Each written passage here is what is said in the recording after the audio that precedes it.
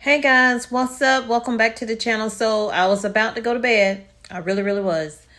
But I saw this and it couldn't wait. It could not wait. I cannot believe that oh God, I don't even know where to begin. We were starting to rebound just a little bit, even though shortages are expected to be here with us all the way well into 2023. Some say 2024. Who knows? I can't tell the future, but I can go off of how things are looking. So when I saw this, I said, well, here we go again. Here we go again. So this is going to worsen the supply chain crisis that we're already dealing with right now. So yeah, enjoy those items that are coming into the store and that influx of goods, because it is about to go down. Okay. So the story is about China and parts of China, namely Shanghai. Ooh, I feel like someone's calling me. Namely, Shanghai is got millions of people back on partial lockdown. As if it never ends, right? So I'm going to read a little bit of the article. I'm going to link the article in here. For those of you who don't want to look it up, you can look there. And you know who I'm talking to. I'm talking to you. But anyway, let's get into this article. So the article goes on to say tens of millions of people were under lockdown across China on Wednesday, and businesses in a major tourist city were forced to close as fresh COVID-19 clusters sparked fears of a wider restriction. So they think that this is going to actually get worse. It's not saying that they have over 1,000 new cases. They have that zero COVID policy. And so the president there is really sticking to it. He's not veering from it. So that's pretty much going to mean if they don't get it under control, they're going to lock even more areas down. This could possibly lead to them locking the port down again. And you know what that did for us when they did it for 2 months. So the amount of cases that they have reported is 300 infections.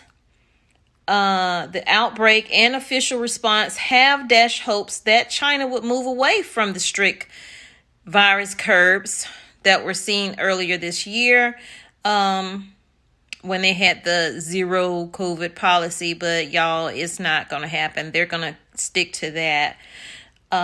Right now, people are saying they're not even really worried about COVID over there. What they're worried about is that lockdown. If you recall, when they were on lockdown, they were being given rations of food. Some of the food was rotten, had worms in it.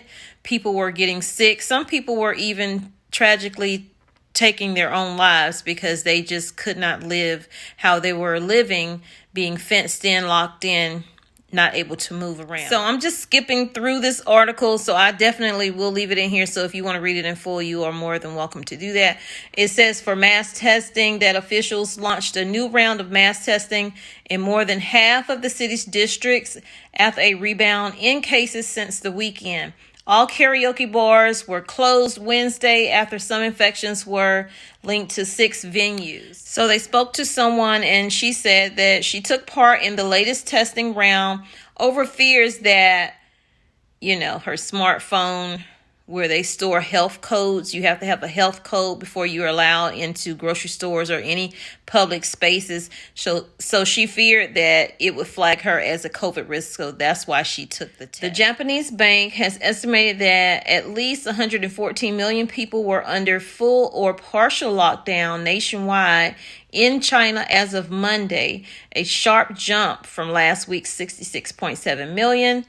The recent resurgence poses a fresh challenge for the president, who last week reaffirmed that he is committed to the zero COVID strategy that honestly just doesn't work. So let's get to the closures. The city government said it would close entertainment venues, including pubs, internet cafes, and karaoke bars starting at midnight on Wednesday.